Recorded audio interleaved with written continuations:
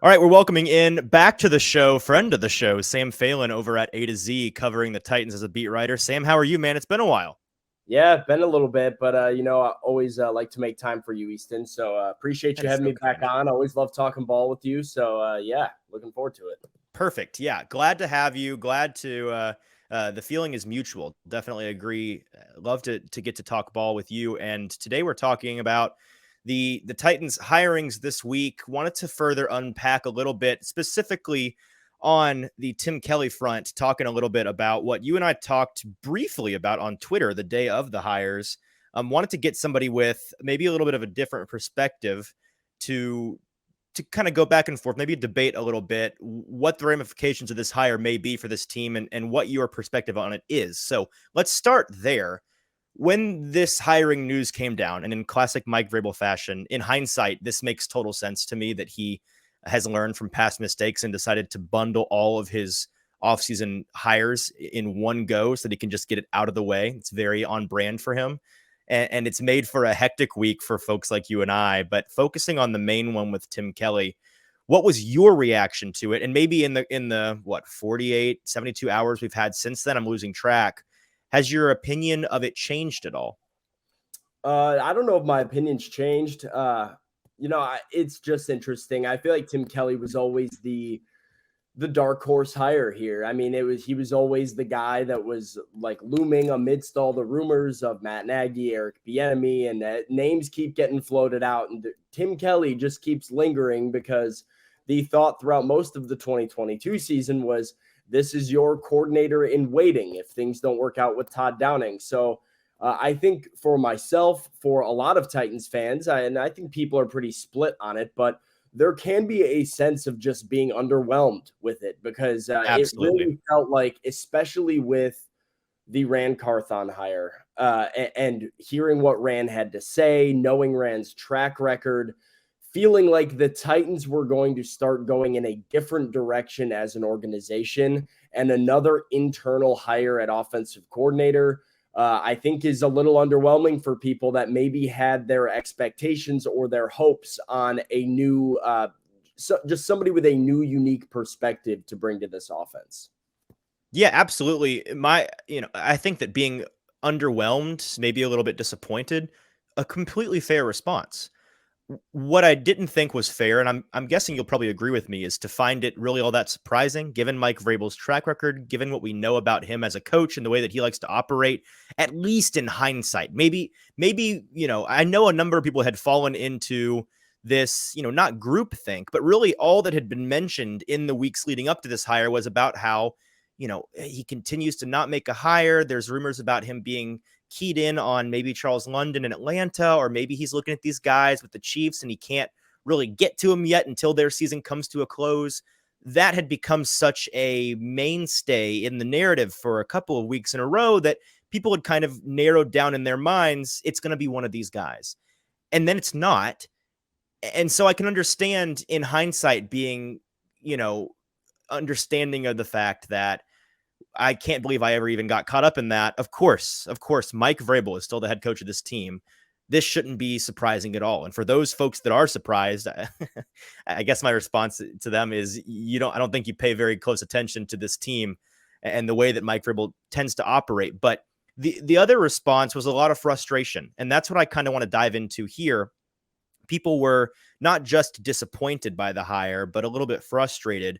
And off the top, I'll say, and I want to hear your perspective on this, maybe another hindsight thing here, but it's not all that surprising to me that this team isn't going to radically, and that's the operative word here, isn't going to radically change the way that they approach ball in general, but the offensive side of the ball in particular here.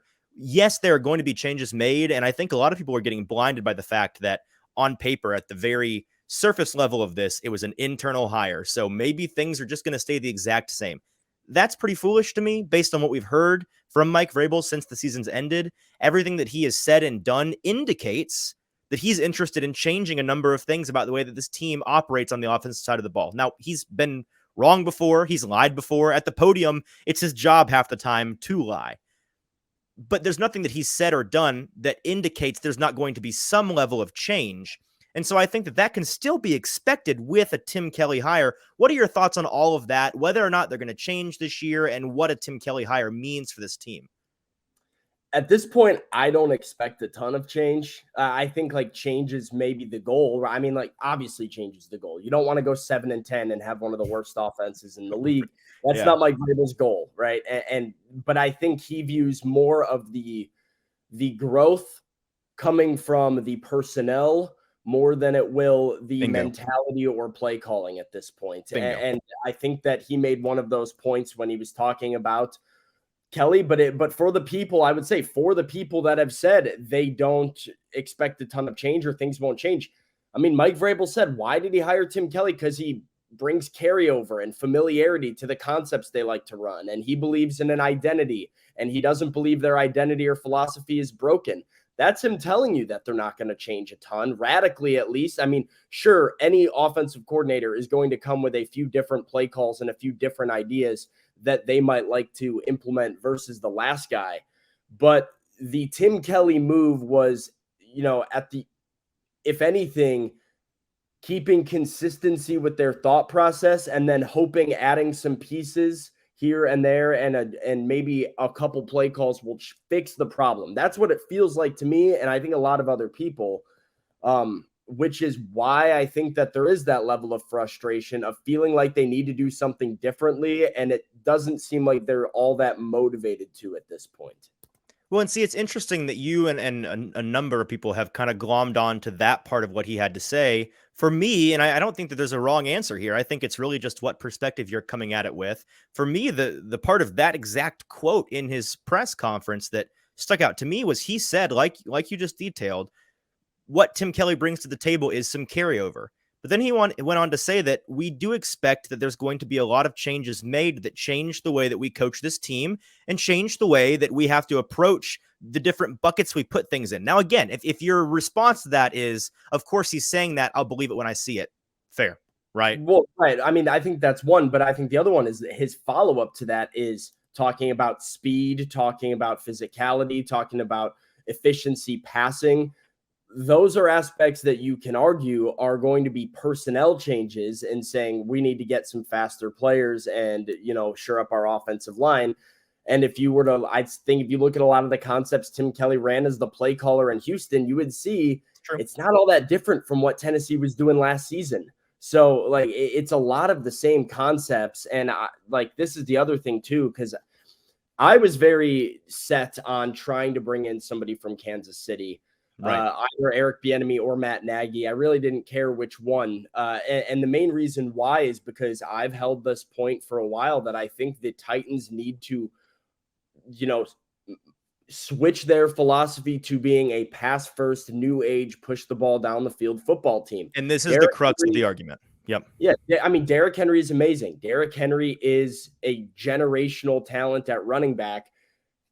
And I don't think you win a Super Bowl handing it off to one bell cow back 35 times a game in today's league. I don't. I think you have to be multidimensional. That can be running the football. That's what you see with Philadelphia. That's what you see with the 49ers and what they did. Like they have three good running backs that can hurt you in a mobile quarterback. If that's your offense, fine. But you can't drop back with a quarterback that can't move and then try and hand it off to a running back 35 times a game to run between the tackles. I don't think that works. So Sure. I want to see them shift that philosophy. And I look at the interesting stat from Sharp Football. I'm trying to remember the exact name of the site. I think it's Sharp Analytics. I think is what he calls it. Yeah. I mean, Warren Sharp's site is really good for this stuff, but it's the run to pass ratio within offenses. Something that you look at from Matt Nagy's years in Chicago, Matt Nagy's years in Kansas City, and Eric Bieniemy's years in Kansas City after taking over for Nagy as the play caller when he left for that head coaching job. And the Chiefs, not surprisingly, just about every year, even before Patrick Mahomes became the quarterback there, led the league or were in the top 3-4 teams in the league in first down passes in neutral games. I filtered it to 7-point differential. So like a 1-score game when both teams are in the game. First downs, sure. What do? They throw the ball. The Titans have been dead last since 2016 when when Derrick Henry got here and then when Mike Vrabel took over in 2018. So finding a coach that has that, hey, maybe let's throw it on first down. Let's try and be efficient in the passing game, but pick up these chunk yards to make our run game more dynamic and more dangerous is valuable to me.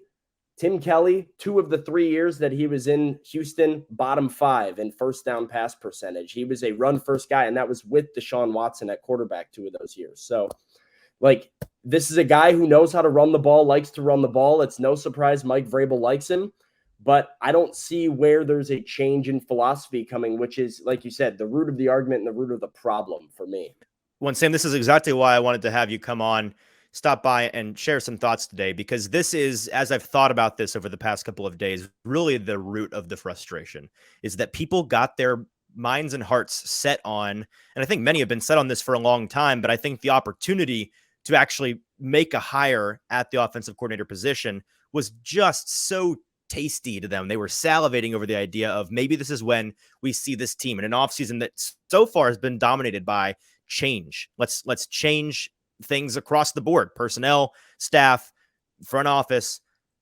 Then they go with this. It doesn't follow that narrative in their heads that they were wanting to use to paint the picture of this team going into next season. And that's frustrating, but it's less about what Tim Kelly as an offensive coordinator is actually capable of, and more about what people want for this team. And that's why when we were tweeting back and forth about this, your point, and I actually pulled it up, you said it's less about what I just said, less about what Kelly is and isn't capable of, more about what the Titans do or don't need. That set a light bulb off in my head that, yes, okay, so this is exactly what people are upset about. They're not upset about Tim Kelly.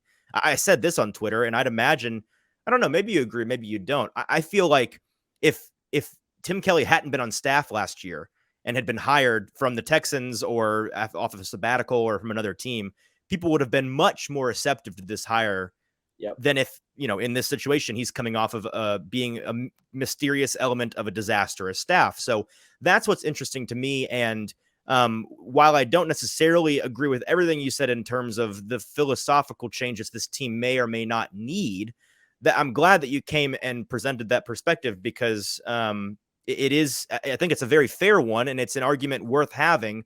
I'll say this, because we can argue till the cows come home about what kind of team can and can't win a Super Bowl, or can and can't succeed in the NFL, and what that philosophical structure of a team has to be in order to succeed, right? But given what we know now, focusing in on what this team is going to be, do you see this as kind of maybe a necessity? Like, this is the way that I've been viewing this as I've thought about this concept of people wanting this team to change. Mike Vrabel clearly not interested in that. He said himself, like you mentioned a moment ago, we don't think this is broken, right? We don't think this offensive approach is broken. We're, in a similar way that he did with the defense a couple of seasons ago, challenging the front office to get us better players to implement into this system, as opposed to trying to make a kind of crappy roster work with a different system. That seems to be what he and his coaches are interested in doing. And I feel like this approach that he's taking of not radically changing, not becoming pass first, pass heavy, pass often, but sticking with his guns, shifting some things around, but the general identity of the offense staying the same. Do you feel like that's a necessity given their situation at quarterback and or on the offensive line? Because I think that there's an argument to be had that, yeah, maybe generally speaking in the NFL, you should migrate towards this newer age philosophy as a team, but you can't do that unless you have the necessary pieces. And if we're assuming that Derrick Henry's back and that Ryan Tannehill's back, which at this point, and maybe you disagree, but I feel like at this point, it seems like both of those things are much more likely than not. Does that limit what you're actually capable of doing in terms of a philosophical shift? No, I don't. I mean, I don't think so. And I think the reason I would point to of no is look at the 2020 offense. I mean, look at the 2020 Titans. But was that much of a different identity? Do you think? They pushed the ball down the field an awful lot. They used play pass. They had the players to do it, though. Right. You had the players to do it, but I mean, it was still Ryan Tannehill. It was still Derrick Henry. The offensive line is a problem, but I think my point would be the offensive line is going to be a problem for your run-first mentality too. Like, you can't. It's just a problem. Your offense is going to stink regardless. Yeah. And I think that's why people are frustrated, though, because they did have the pieces. They had the Sure. pieces to make the system work. And this may or may not. We don't know what happened in that draft room that night. We don't know where Mike Vrabel fell on it. But One could ultimately, guess. the decision was AJ Brown's not worth $100 million.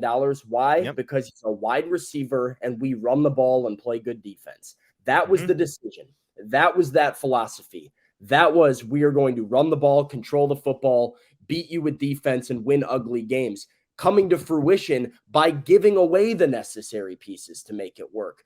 So what are we doing here? And if you're a Titans fan, or even just somebody from the outside looking in, it's confusing to see a team now say, well, we need better players. Well, a year ago, you gave away the better players that did work in this system.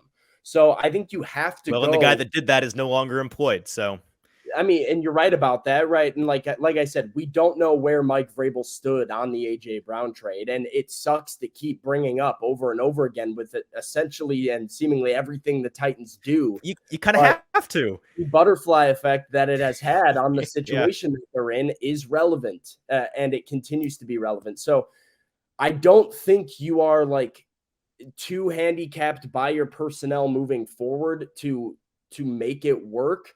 But I think there has been a shift in what they did in 2020 to what they did in 2022.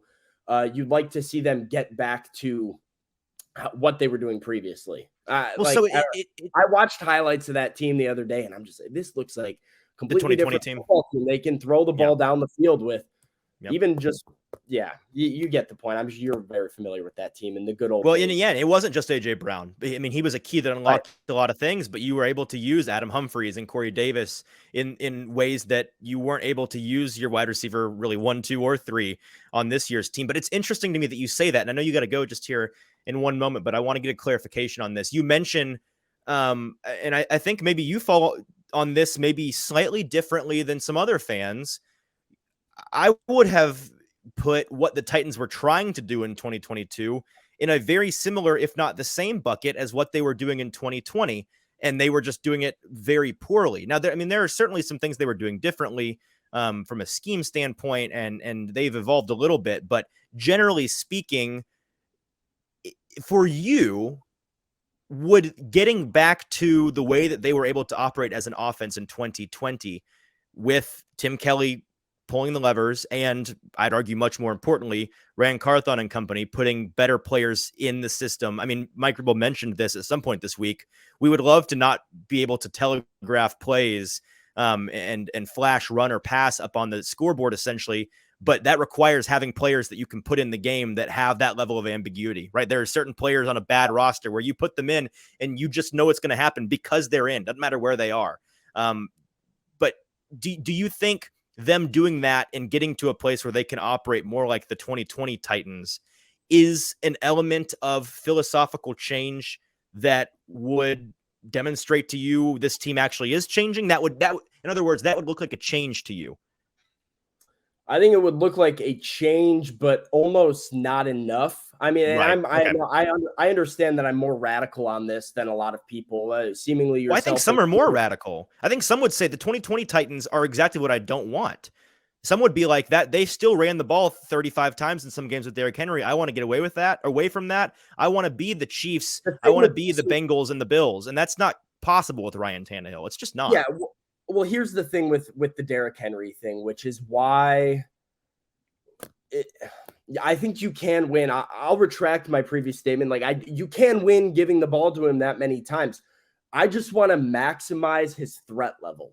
And essentially what the Titans did in 2022, every time he was on the field, you knew they were running, especially on second and third down, because he was not out there for pass blocking, and you didn't run a ton of play pass because you didn't have wide receivers or the offensive line help to actually give Tannehill enough time in the pocket to deliver that ball on time, right? So, I want to maximize the threat of Derrick Henry, where just pretending to give him the ball, just faking a handoff to him, opens you up for a big play somewhere else. And when you are so caught into this identity, which Todd Downing was, of first down and 10, we are going to run the football. And then we are going to run it again to get into third and manageable. And now we're in 3rd and 5. And hopefully somebody's open.